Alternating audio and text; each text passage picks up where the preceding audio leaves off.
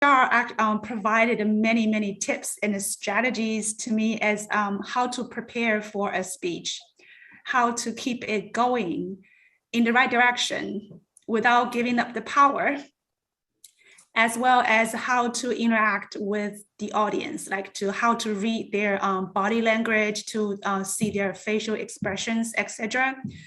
And then she practiced with me every time. And what I did not know is Dr. Shah also holds a skill as a great counselor.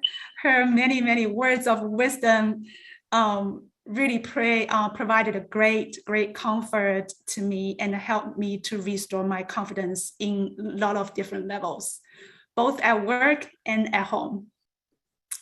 So, and after I completing all the sessions with Dr. Shah, my VP, Melanie O'Connell, she asked me to present one of my projects in front of 27 people.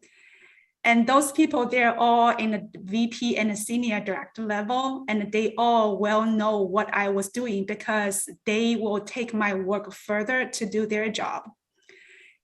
And the presentation lasted about an hour, and it went really well. Everyone thought it was a great presentation. And of course, without Dr. Shah's help, I really don't think I can do it.